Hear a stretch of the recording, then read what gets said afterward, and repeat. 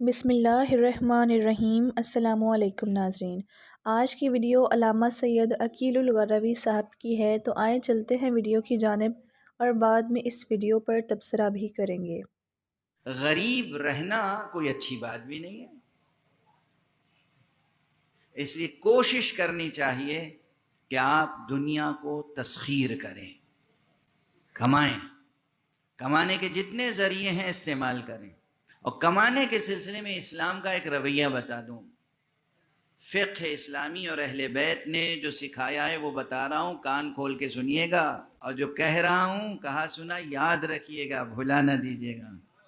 ہمارے ہاں جو کلچر ہے ایک عرصے سے، اس میں سب سے پہلے بچوں کو تیار کرتے ہیں ملازمت کے لیے، اور سب سے بڑی فکر یہ ہوتی ہے کوئی سرکاری ملازمت مل جائے۔ یہ فکر بنیادی طور پر غلط ہے، اسے کھرچ کھرچ کے دل سے دماغ سے نکال دیجئے، مٹا دیجئے۔ احادیث معصومین کی پڑھیے جو معاش کے سلسلے میں ہے، کتاب المتاجر، کتاب المکاسب اور اس کے متعلقہ جو ابواب ہیں، احادیث پڑھیں، معصومین نے بہت ہدایتیں دی ہیں روزی روٹی کے مسئلے پر، امور معاش پر۔ اس میں سب سے زیادہ زور دیا ہے تجارت پر، بزنس کریں، چھوٹے سے بزنس سے آغاز کریں، خود بخود اللہ برکت دے گا۔ کوئی بزنس ذلیل نہیں ہوتا، آپ مال رکھ رہے ہیں، بیچ رہے ہیں۔ بزنس میں کیا ہے؟ آپ کی خودی آزاد ہے، آپ آزاد ہیں، آپ آزاد ہیں۔ یہ علت وہ ہے، یہ کیوں؟ یہ معصوم نے خود بتایا ہے، کہ جب تم اپنی محنت یا اپنا وقت فروخت کر دیتے ہو، کسی کے یہاں ملازمت کرتے ہو، تو تم گویا غلام ہو جاتے ہو۔ اس لیے تم تجارت کرو پہلی بات، یا پھر زراعت کرو۔ زمین ہے، زراعت کرو۔ ہزاروں چیزیں زراعت کی ہیں، طرح طرح کے نئے نئے طریقے زراعت کے پیدا ہو گئے ہیں۔ زراعت کریں، تجارت کریں، پھر صنعت ہے۔ صنعت، تجارت اور زراعت کے ساتھ صنعت ہے، یہ سب معصومین نے سکھایا ہے۔ صنعت یہاں تک فرمایا کہ مجھے حیرت ہے کہ جس کے پاس مٹی اور پانی ہے وہ بھوکا کیسے رہ سکتا ہے۔ تو مٹی سے، پانی سے مٹی گوندھ کے کھلونے بنا کے بیچ سکتے ہو، مٹی کے برتن بنا کے بیچ سکتے ہو، مٹی سے نہ جانے کیا کیا کچھ بنا۔ یہ معصوم کا جملہ ہے، میرا جملہ نہیں ہے، کہ حیرت ہے مجھے کہ جس کے پاس مٹی اور پانی ہو وہ بھوکا کیسے رہ سکتا ہے۔ صنعت، کچھ بنانا اور بیچنا، ٹھیک ہے؟ انڈسٹری، صنعت، زراعت، ایگریکلچر اور تجارت، یہ تین چیزوں کو سب سے زیادہ معصومین نے فوقیت دی ہے۔ چوتھی اور آخری منزل پر کہا کہ اگر کچھ نہ کر سکو، اور قوت لا یموت، قوت لا یموت یعنی جینے کے لیے کچھ ضروری ہو تو پھر جاؤ کسی کے ملازمت کر لو، کوئی حرج نہیں ہے۔ آخر تک پہنچ رہی ہے بات، ہماری مائیں بہنیں سن رہی ہیں؟ اللہم صل۔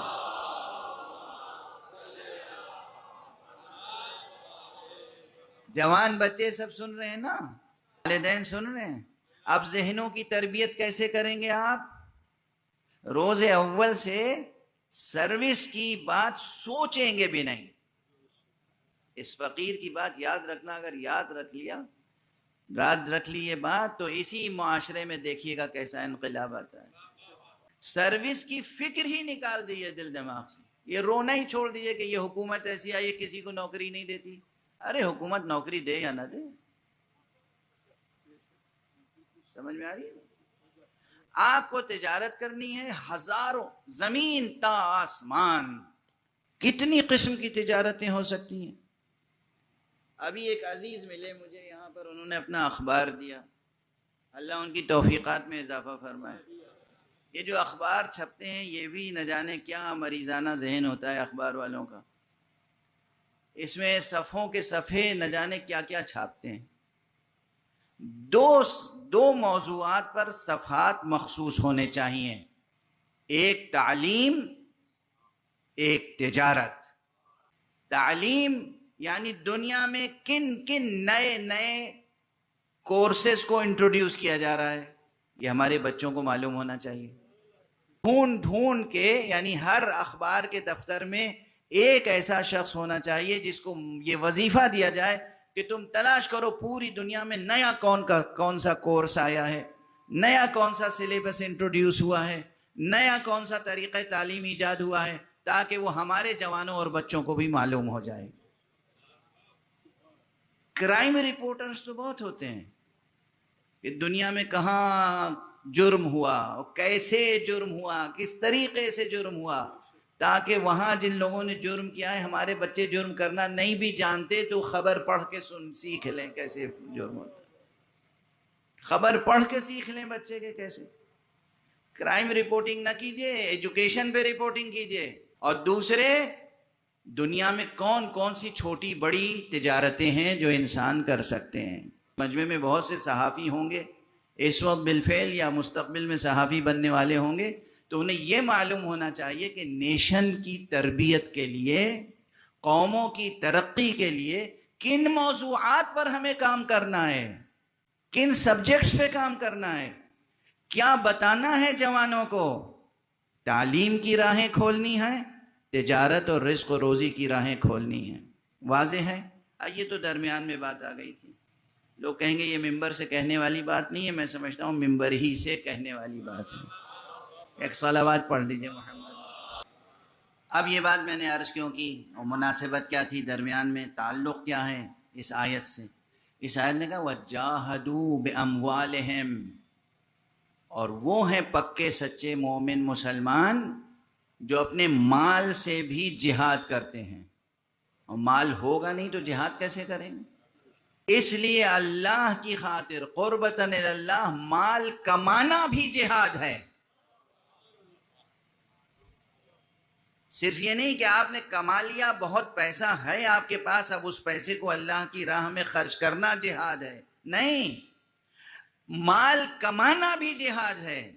اسی لیے معصوم کی حدیث ہے، یہ حدیث نہ سنی ہوگی، شاید کسی نے سنائی نہ ہو آپ کو۔ اس لیے معصوم نے کہا اگر کوئی شخص اپنے رزق حلال کے لیے جد و جہد کرتا ہوا مر جائے تو وہ بھی شہید مرتا ہے۔ سمجھ میں آئی بات؟ اپنے قد یمین سے، قوت بازو سے، اپنی فہم سے، اپنی فراست سے، اپنا پسینہ بہا کر، تجارت کر کے، زراعت کر کے، صنعت و حرفت کے ذریعے سے، اور کتنے فنون ہیں، کتنے آرٹس ہیں کہ جو آپ گھر بیٹھے ان کے ذریعے سے کما سکتے ہیں بغیر کسی کے ملازم ہوئے۔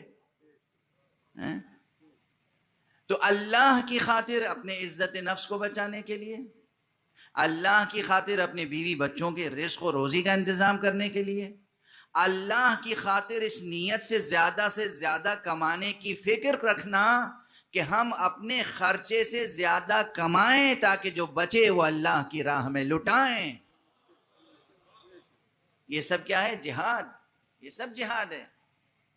یہ دنیا والے صرف تلوار سے جہاد کو جہاد کہتے ہیں، دیکھیں جہاد کی کتنی سینکڑوں قسمیں ہیں جہاد کی، جہاں ایک قطرہ لہو کا نہیں ٹپکتا اور انسان کو جہاد کا بھی ثواب ملتا ہے، شہادت کا بھی ثواب ملتا ہے۔ یہ ہے دین، یہ ہے دین۔ خالی عوام الناس کو، جاہلوں کو اور فقیروں کو، محتاجوں کو، مفلسوں کو، جسے کہتے ہیں کہ ان کا برین واش کر کے ان کے ہاتھ میں اسلحہ دے دینا اور کہنا کہ اللہ کی راہ میں جہاد کیجئے، یہ ظلم ہے امت پر۔ سینکڑوں ہزاروں طریقے جہاد کے ہیں جہاں خون کا ایک قطرہ نہیں ٹپکتا، اور اللہ جہاد کا بھی ثواب دیتا ہے اور شہادت کا بھی ثواب دیتا ہے۔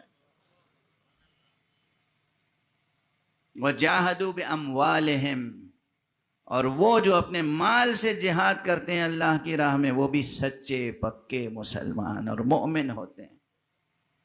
وَبِأَنفُسِهِمْ، اور آخری شرط یہ ہے کہ اور اپنے نفس کو اللہ کی راہ میں۔ ماشاءاللہ، بہت خوب۔ آج کی اس ویڈیو میں علامہ سید عقیل الغروی صاحب نے پیسہ کمانے کے بہت سے ذرائع بتائے ہیں، اور ساتھ ہی ساتھ علامہ صاحب نے اس ویڈیو میں ذاتی طور پر جاب سے زیادہ بزنس کو پریفر کیا ہے، اس لیے ہمیں بھی چاہیے کہ ان طریقوں کو اپناتے ہوئے اپنے کام پر توجہ دیں۔ امید ہے کہ آج کا بیان آپ کو پسند آیا ہے۔ ملتے ہیں اگلے عمل، بیان اور ویڈیو کے ساتھ، تب تک کے لیے اللہ حافظ۔ جزاک اللہ خیرن کثیرہ۔